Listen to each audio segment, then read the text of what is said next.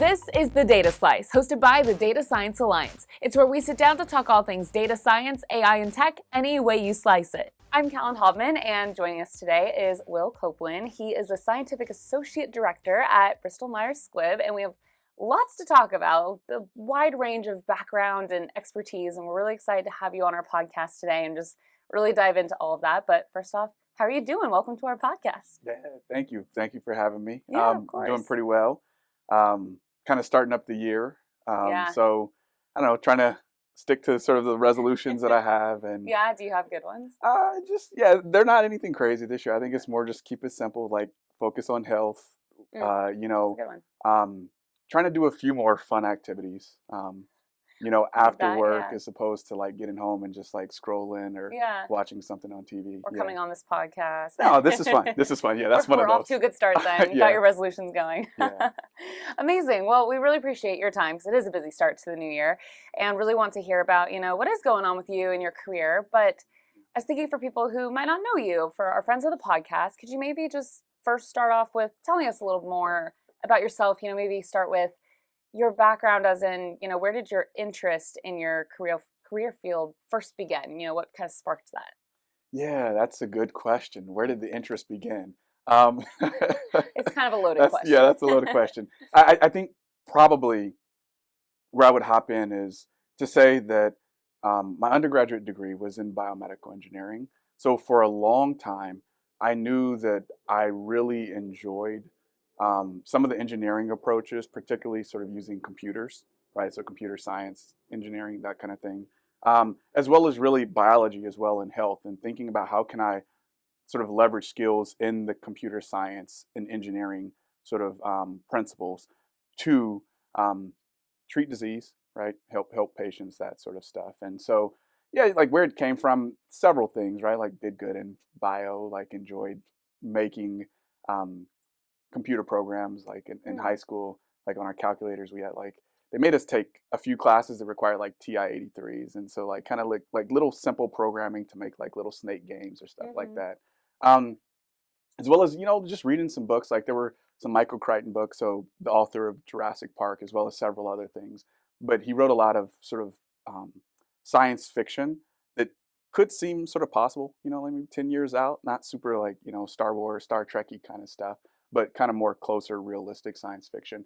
And so it just got my brain kind of thinking, and I think it all kind of came together to ultimately sort of get me interested in this sort of biology meets engineering. Yeah. Well, bioengineering, I know that is the Yeah. PhD that you have. Could you tell us a little more about what that experience was? What motivated you to do your PhD in that? Yeah, that one was actually pretty straightforward in the end. I wasn't sure for a very long time, but there was actually one really formative experience. Must have been towards the end of my junior year, right? People had told me like, hey, you should go to grad school, right? Whether that meant master's or PhD, I didn't really know. I was thinking like, oh, maybe I should just go out in industry, make some money. As an undergrad, it's like, yeah, money's next. And I ran into a professor and, just kind of asked him, I said, hey, people are telling me all these things. I don't know what to do. He told me, like, pause. What is it that you see yourself doing in your job? And so I don't know why, but like, fortunately, I had sort of the clarity to explain to him more or less, like, I want to lead a team, right? Maybe like at a director level that is applying computational approaches to make drugs that, can treat new diseases or that are just, fewer side effects. And like right after that, he stopped me. He was like, "Oh, you need a PhD." And I was like, "Oh, okay. I guess I need a PhD." And so it was actually a pretty clarifying decision. And he was right. Right. I'm glad I followed through in that regard. Um, my career trajectory has definitely benefited from that. And a lot of the work of the people on my team, right? You do require a PhD. Yeah. So once you had your PhD, what was your kind of next step entering your career once you had it? Yeah. So in getting my PhD, kind of like as I kind of maybe forecasted, I knew I wanted to go to industry, and so during my PhD, I actually took off for 6 months to do a 6 month like co-op internship at Amgen.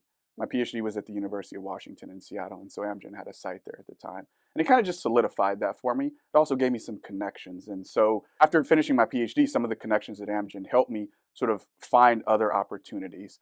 There was one that really excited me. It was a company called Celgene, right?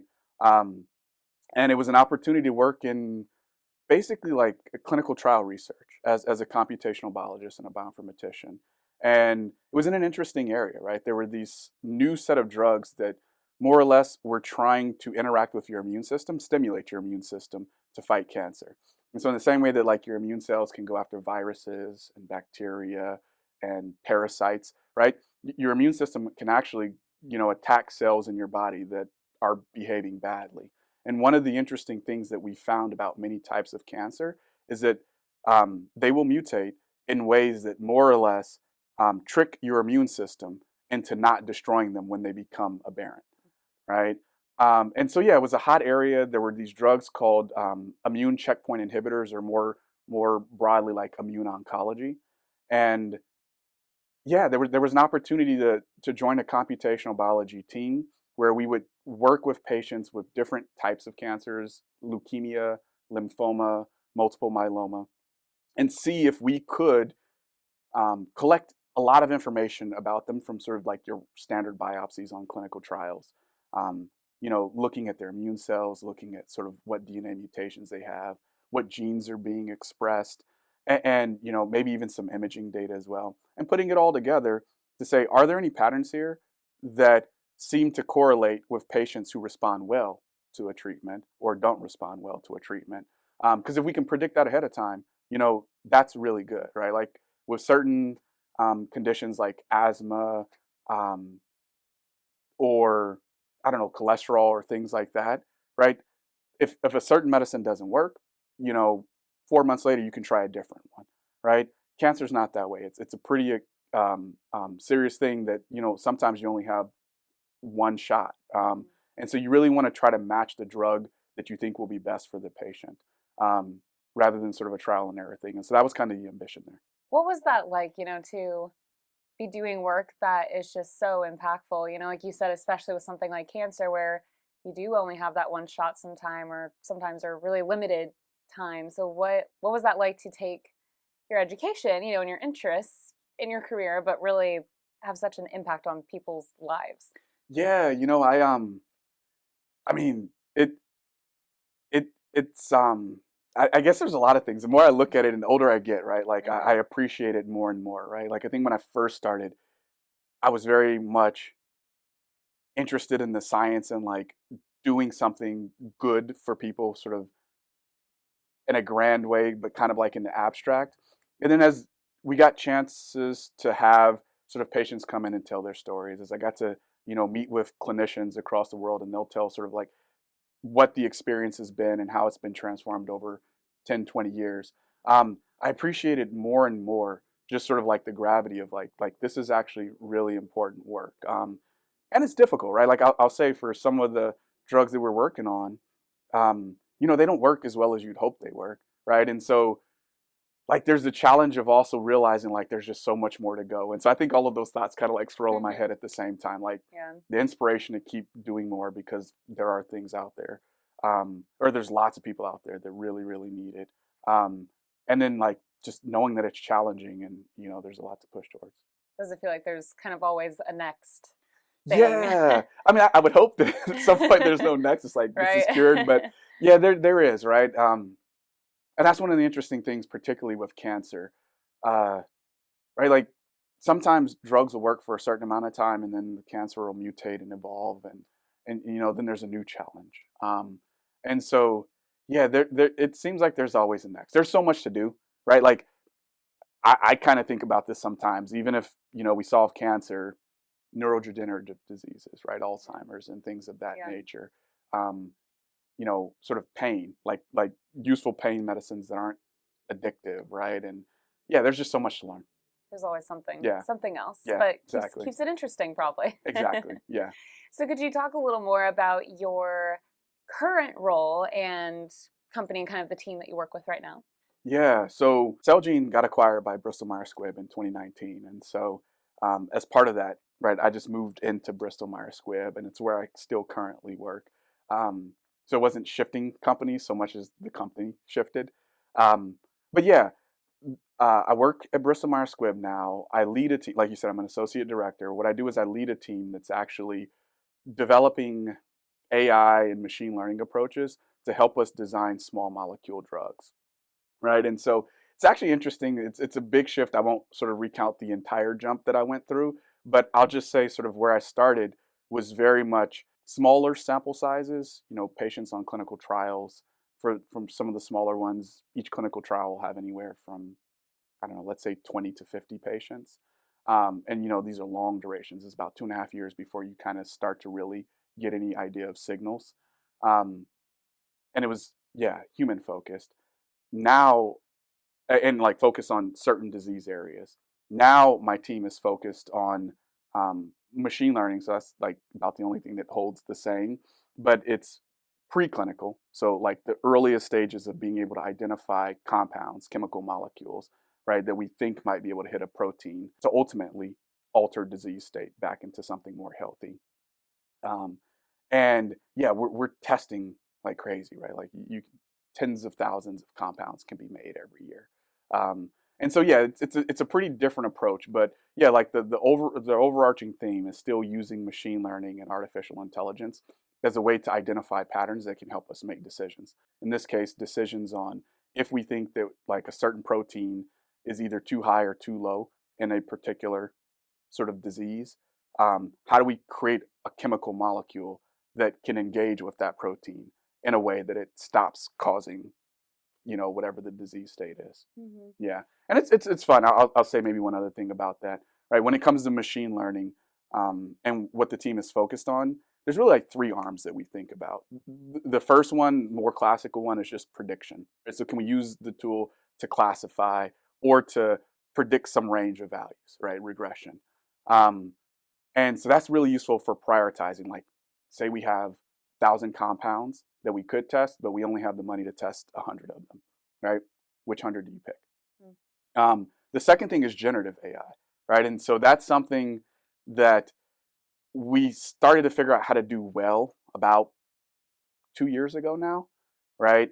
Um, some of the approaches are similar, not so much to like the Chat GPT kind of way of doing it, but more like closer to if you've ever used those tools to like take text and turn it into images, right? So in the same way that you can say like, hey, create a picture of, I don't know, a water bottle balanced on top of Pikachu's head or something like that, right?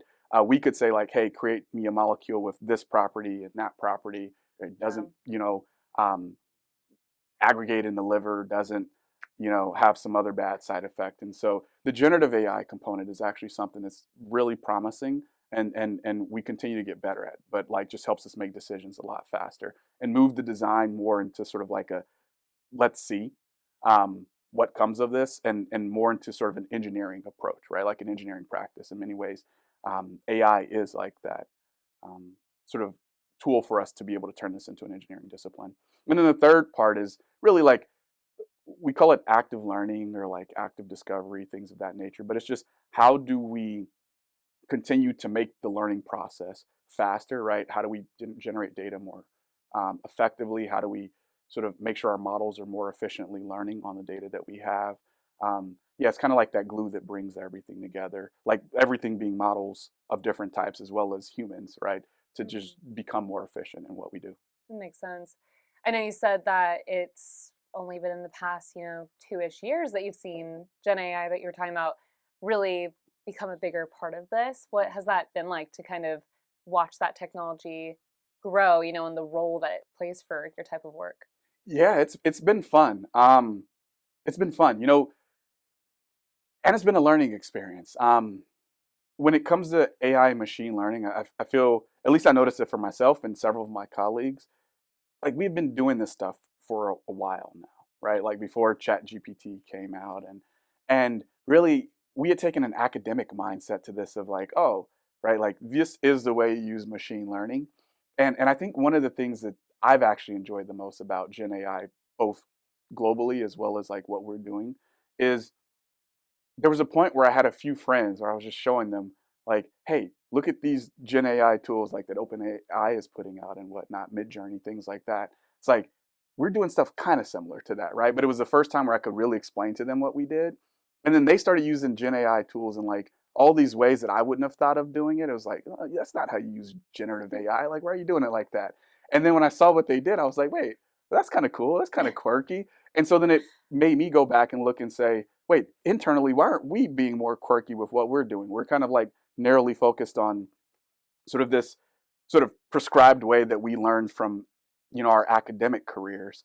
Um, and so, yeah, I think one of the things that's been most cool and exciting, beyond just seeing sort of the results getting better and better and like some of the generative compounds being taken up and, modified a little bit more by chemists to make sort of things that are better than chemists could have thought of on their own, right? Or that we could have done with just the generative tools by ourselves. But the other thing is just like thinking of all these other little wacky ways that we can continue to integrate generative AI into what we do so that the whole process becomes better. Yeah. I know you also mentioned data. Data is a big part of your Yeah. job as well. Could you talk about maybe what exactly the data that you're using is and kind of how you use it for your work? Yeah.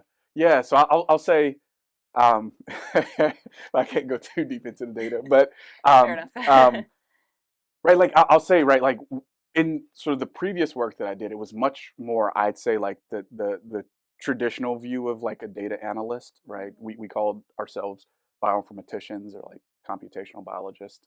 Um, but there, it's a lot of data from different, um, I guess, like the equivalent in a generic sense would be like just different modalities, right? Like if you have data from gene expression, it's going to be in a different format and structure than data of like how many T cells or some other kind of white blood cell you have circulating in your blood. Mhm.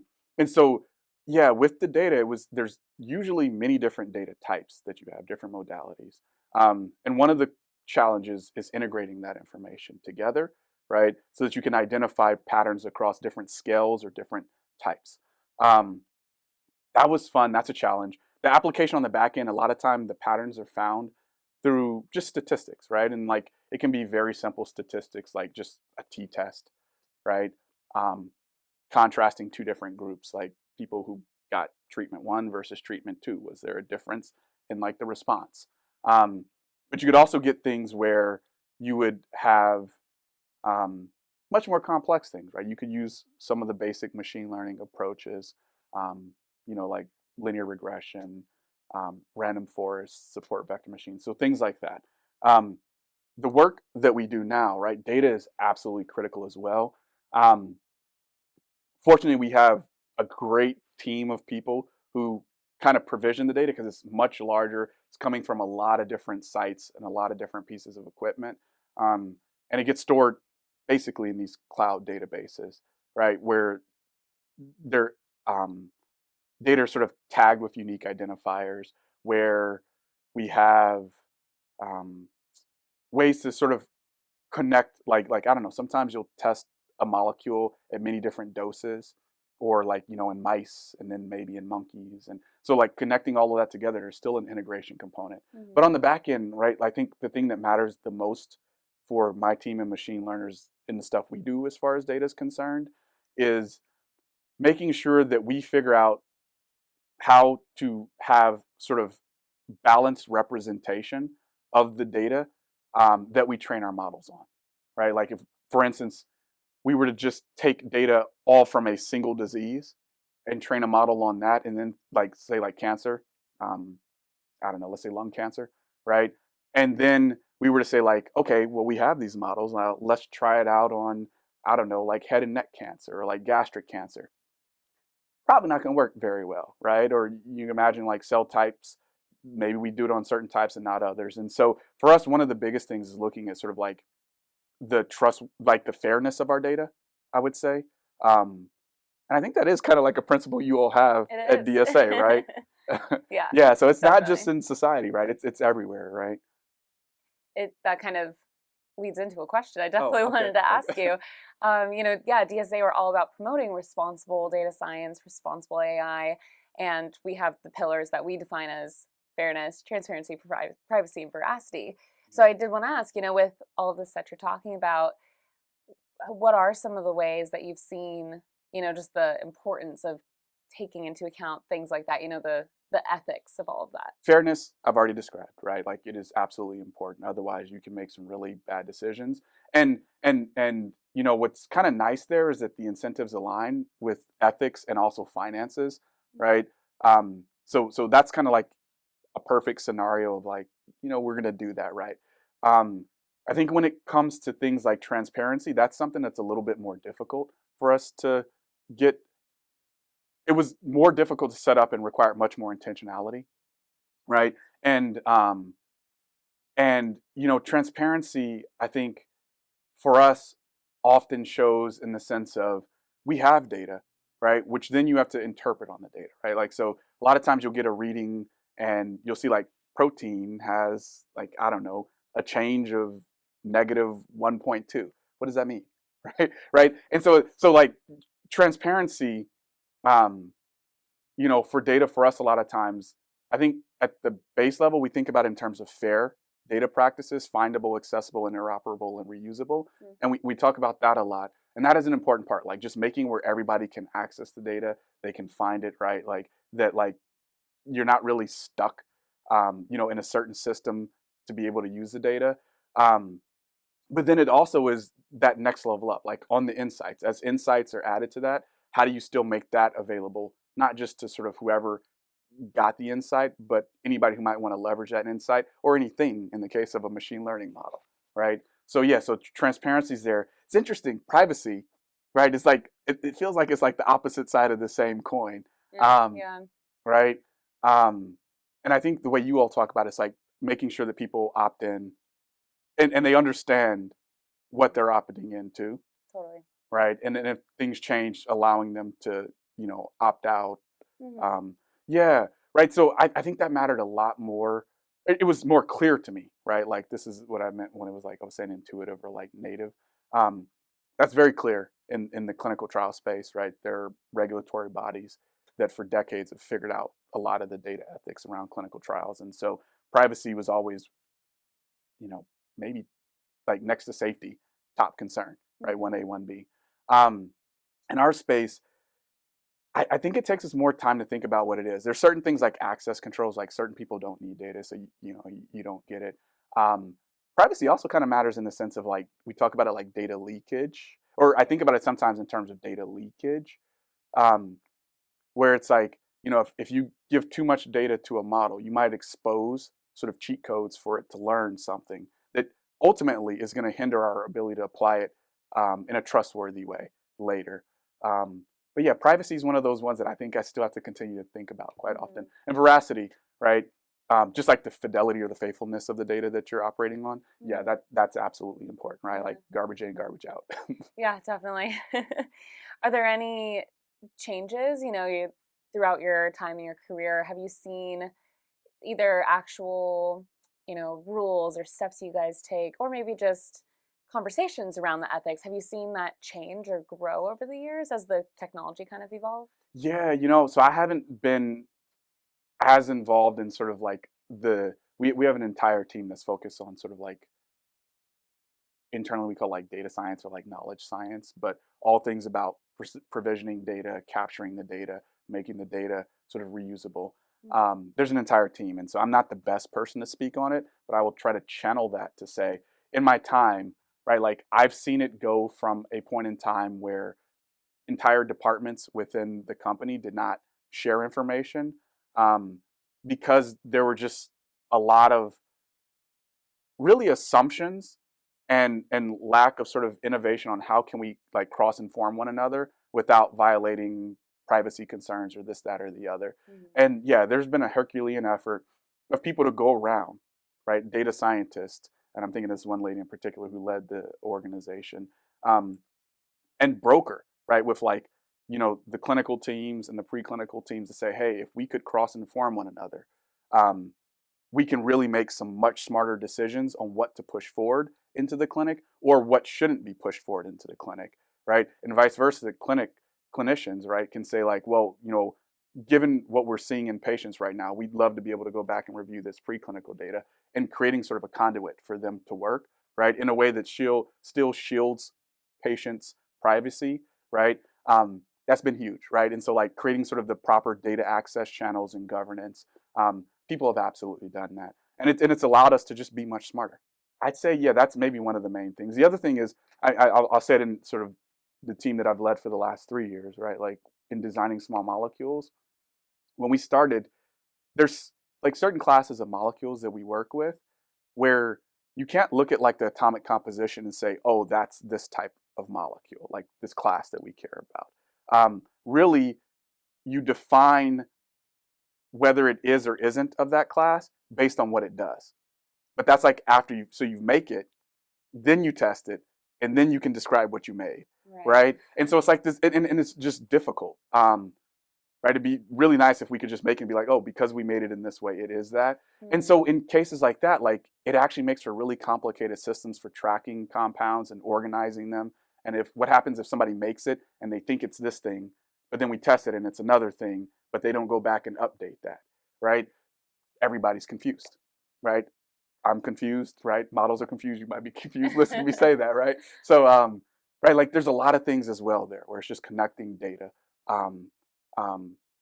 through these sort of ecosystems that reach across the different departments and allow a lot of people to be able to add their insights while updating sort of the veracity of our data, I guess. With all of that in mind, of how you've seen the ethics and the tech be so important and grow and evolve and all of that, is there a certain direction that you see it headed at all, especially as the tech just keeps on evolving and growing? There's probably a lot of places, right? I don't it's harder for me to see them in the exact work that I do because we sit so far early in the process. And I think ethics in some ways are kind of easier for us. I don't want to say they're a given, right? Because you have to be intentional about having integrity. But, right, like if the data don't, if we create a molecule and, we say it's going to do blah, blah, blah inside of a cell and it doesn't do that inside of a cell, kind of figure out pretty early on that there's not much integrity there. So right, I don't think it's as big of a challenge. I think places where sort of ethics and data within sort of the healthcare pharma space, I should say, not healthcare pharma space, but maybe healthcare, are more around clinical trials, right? I think one of the things that's changed over the course of my career was when I started, the idea of using AI to make a diagnosis, right, on whether or not they think patients should get this treatment or another treatment option where there's multiple treatment options. And sometimes what happens is you'll have, they call them like complementary or companion diagnostics. So it's like you take a test and depending on the test, you might be prescribed a certain drug, right? Several cancers now, they have that, right? Because there's like these subversions of cancer. And so if you can detect that you have, like maybe like one of the classic ones is in breast cancer. You have HER2 positive, estrogen receptor, progesterone receptor. And so if you know which one, right, then it doesn't make sense to take a drug for sort of HER2 if it's estrogen receptor that matters, or triple negative is what you have. So in that same way, right, like I do think as as AI gets better and better at sort of predicting things about patients, at what point do you act on that decision clinically, right? I think that's something that is becoming more and more accepted, right? There was a time where it wasn't at all. It's like, no, this is like, if it's more than just like a single like value above or below a number, like FDA was like, no, thank you. Well, now, yeah, there's like imaging AI that make calls on several different diseases, right? I think that's still a question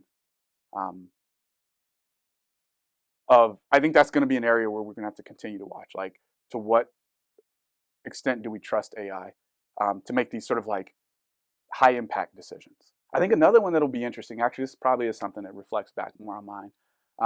I know there's a lot of sort of legal considerations now about like inventorship even, right? And so can AI invent, right? Like and whatnot. And how did AI even learn to be able to invent a certain way, right? Like you see a lot of that in the creative economy, for writing and images and everything like that. And so just understanding like how does it fit into our system in a way that still keeps sort of humans comfortable, like general society comfortable, also like working, right? Like I think with many technologies, right, there is the risk of folks being displaced because AI can do something faster, better, cheaper.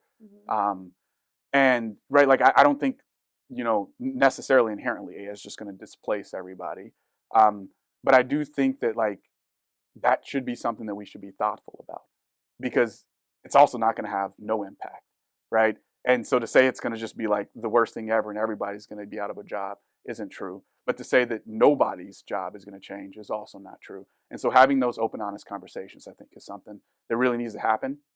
And not just like saying like, oh yeah, it's going to change, but like, how are we gonna move like everybody through that change, right? In a way that is empathetic, allows people to still find purpose or joy or whatever. Mhm. Right? I think that is actually another interesting one when I think of it in terms of ethics. It sounds like kind of what you just described is there's a direction where it could go where, yeah, it doesn't take over, but it becomes almost like a partner in a way, just a really great tool to use to be alongside still human beings. Exactly. Yeah. Yeah. I think that's what it is, right? And I think you know some of it's going to require humans to be creative and figure out like, okay, where honestly should you relinquish the control, right? And not think of it as a zero sum, like, oh, if I don't do this, then I'm not going to be doing anything else. No, now you have time to think of other things, right? Like, I always go back to something I heard long ago before a lot of the AI hype, um, but like autopilots, right? Like pilots still exist, but like most of the planes, from what I understand, like most of the duration of a plane is autopilot, Yeah. right? And so, right, like and so it doesn't mean that it needs to be replaced. Another one I think about quite a bit is not necessarily that it's AI, but thinking about it more just as a technology is like I think about like Adobe Photoshop and other digital art Hmm. tools, and so yeah, it's not the same as what it was before the digital art tools, but it opened up a space all of its own, right? Like computer graphics weren't really a thing. And I don't know, maybe the market and the economy for computer graphics is larger.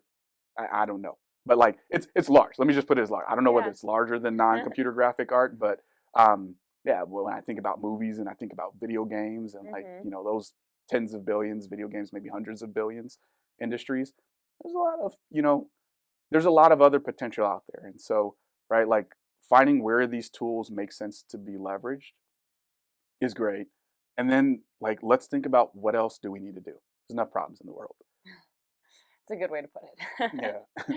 Well, whether it's data or AI or just, pharma, your industry in general, are there any trends that you are just feeling extra optimistic or excited about? Is there anything you're really keeping an eye on? Just the alignment of the two industries a little bit more. Like pharma is appreciating more and more AI, and AI companies like tech companies are appreciating pharma more and more. What was it? I guess the end of 2020, a sub company of Google called DeepMind released this AlphaFold model that I think really opened the eyes for several people. They're like, oh, like man, AI, maybe it is good for bio now. Um, but since then, there's just been this sort of growing relationship. At the end of last year, the Nobel Prize in Chemistry went to two people, um, three people, I guess, two groups, the Google DeepMind folks, as well as a professor at the University of Washington, for really using AI as a bedrock component of being able to predict the three-dimensional structure of proteins, right? So, like, the alignment of those two and figuring out more and more ways for us to combine them, I think is exciting. I think it's exciting above all else for me as a trend because, right, like it's ultimately what I liked about bioengineering, right? It's like being able to take an engineer's approach, right, like a rational approach um, to modify biology to enable novel behaviors in biological systems, right? And so, yeah, that one's exciting to me. Other exciting things in the space, honestly, I'm actually excited. Is maybe blasphemous being in a pharmaceutical company. But I'm actually excited by a lot of companies right now. They're like tech bio companies. So like you got pharma, you got biotech, and now there's tech bio. But they're really rethinking, right, from the ground up. How do you build a company um, that leverages technology? In many cases, AI, But it's not just AI. It can be other computational approaches, and not even just purely computational. Also thinking about like robotics, unless you count that as computational as well. But like robotics, right? Like, how do you build companies foundationally to be able to pursue, discover, develop drugs more efficiently and ones that are more effective and safer? And so, right, that's exciting to see where it is. I think it's challenging a status quo. Uh, I was not very big on like the super far sci-fi, kind of think made that known earlier. But my dad always liked like Star Wars and Star Trek and Stargate, and like if it had star in it, he liked it. And I think one thing that did kind of interest me, no, it didn't interest me, but one thing I noticed looking back at it was I do like them now. I appreciate them much more as I got older. I like the self-awareness, the Yeah, honesty. but one of the things that always I saw, and then at some point it dawned on me, like in Star Trek, like when people got shot, right? They would go to the doctor, and the doctor would pull out like some little phaser gun or whatever, and like heal or like scan or whatever. And so, like, there are these sort of super far sci-fi ideas about what it means to heal people, right? That are very different than what we do to heal people nowadays, which is like, okay, we'll give you this chemical that'll treat irritable bowel disease, but like you might get coma, right? Or, like there's a chance you may die. And it's like, when you actually look at it like that, there's like still a giant gap, right? Yeah. and so, right, like I've asked the question several times, like, is pharma's approach right now gonna ever lead, like, does this path actually lead to that Star Trek future, or like does there need to be sort of a break at some point where there's just completely different path that gets you there? I think it's the latter. I think tech bio companies are trying something different. Whether that gets you to Star Trek of the future or not, I don't know. But I do think that it's exciting that people are taking these sort of ground up, um, not ground up, like from the ground up, different approaches, to say like, all right, how can we treat disease, right, and heal humans? Yeah, different approaches, Yeah. for sure. Well, I know there's so much to keep an eye on, there's so many things changing and growing over time. Do you have any resources, maybe articles or more like platforms, newsletters, people on social media that you really like to follow that help you stay up to date that you would recommend? Because I think sometimes it can feel almost overwhelming, where do we start when you want to kind of be up to date on this type of thing? Yeah, there's a few. Towards the second half of last year, I actually kind of slacked on keeping up with things, which, maybe that's a resolution I'll have for this year, There we get back to go. it. Because I think it's something that's actually really important, right? Mm, It moves quickly, but it definitely. is worthwhile knowing. So, few things. There's newsletters. There's one called Alpha Signal that I like. That should be enough. Alpha Signal machine learning, Alpha Signal AI will be enough to find it, Mhm. if anybody's interested.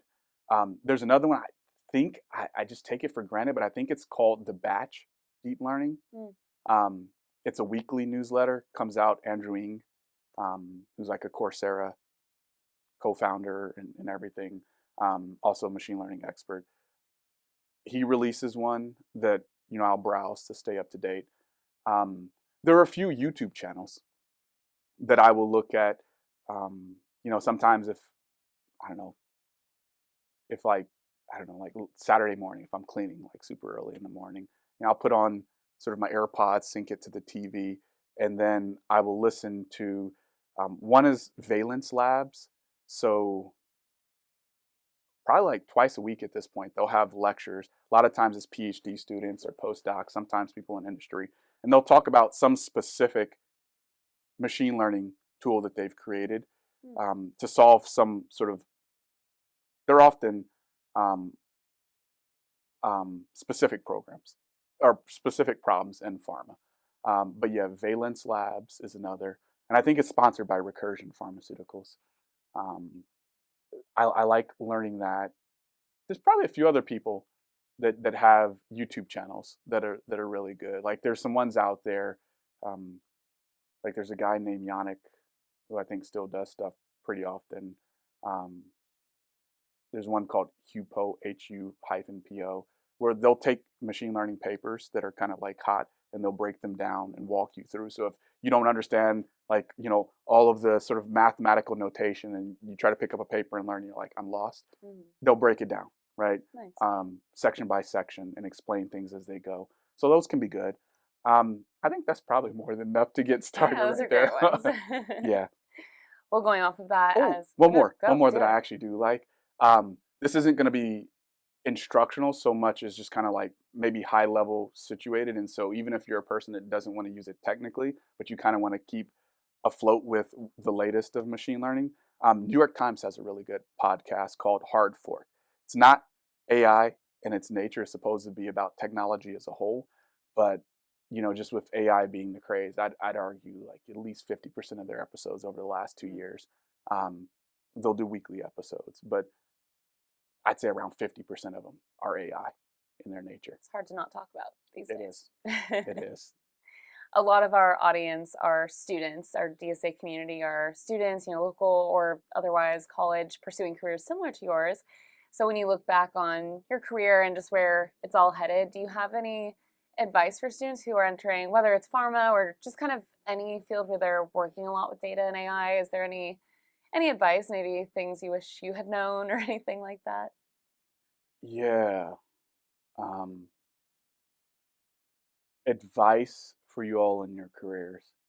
I I'd say find a mentor. Maybe is probably one of the best things I'd say actually, and if possible, find several mentors.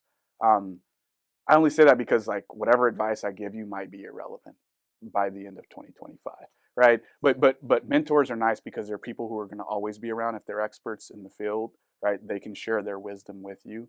They can sort of check changes as and trends as they're changing, right, and kind of steer you along. Um, I found them invaluable in my career. I've had many mentors um, who at times when I was kind of being hard headed or stubborn, was like knowing I should do this but don't do it. They would either continue to remind me like you need to do this. Sometimes like actually just kind of like starting the process for me, being like, well, it already started. You need to finish this.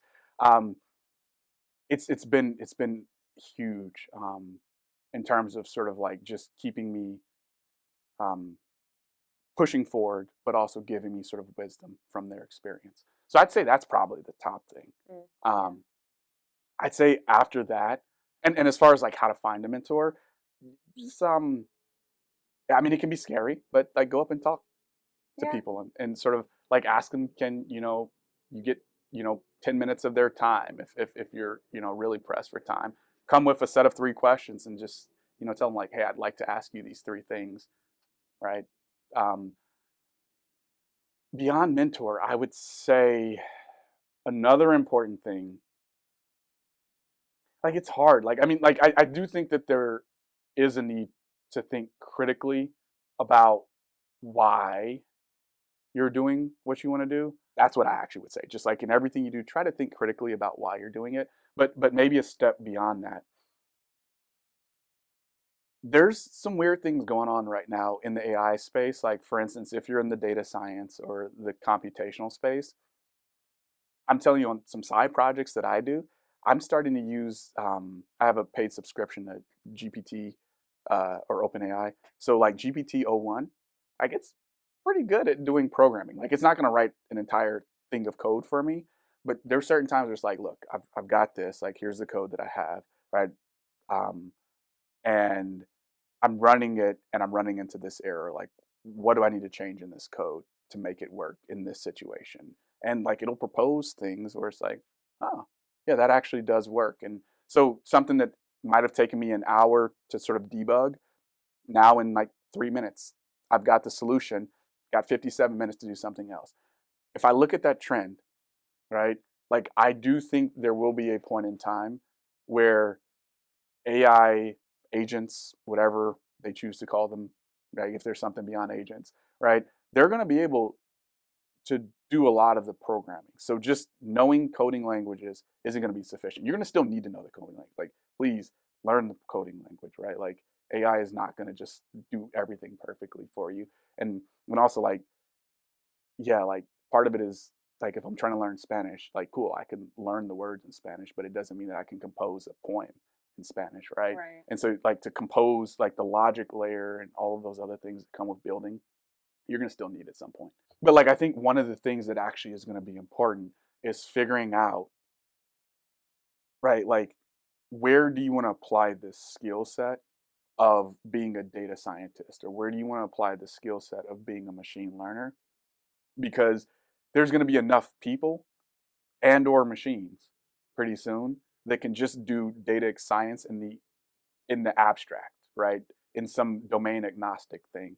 And so what will make you special is being able to figure out how do you compose sort of and wield the tools of data science and AI and potentially AI algorithms. How do you wield them as well, right? Towards solving whatever the problem is, right? Whether it's climate change or health or communications or space travel or agriculture, like healthcare, like whatever it is, right? Yeah, I think it's going to require a little bit more than just simply saying I'm a computer programmer, I'm a data scientist. Yeah, it makes sense, definitely. Really good advice there. We really appreciate it because like I said, lots of our listeners are students and look up to people, who are like you and are years ahead of them and have that experience to look back on. So we really appreciate you coming on the podcast. You are always a friend of the pod. I'm sure we'll have you back. Yeah. Lots to still talk about. I feel like we could talk forever about all of these things because there's so much. But thank you for at least, touching some of these topics with us. And we'll have you back soon. Thank you so much. And best of luck with your resolutions. Thank you. I appreciate it. And yeah, thanks for having me. If you enjoyed this video, give it a like, subscribe to our channel, and follow the Data Science Alliance on any of your favorite social media platforms. And don't forget, we are a 501c3 nonprofit, and we would really appreciate your support. You can do a donation, become a member, volunteer with us, or attend our events. We have events happening all the time here at our location in San Diego, California. Even if you don't live in San Diego, though, lots of ways to get involved. So go to our website, datasciencealliance.org, to get started. Otherwise, we'll see you here next time on The Data Slice.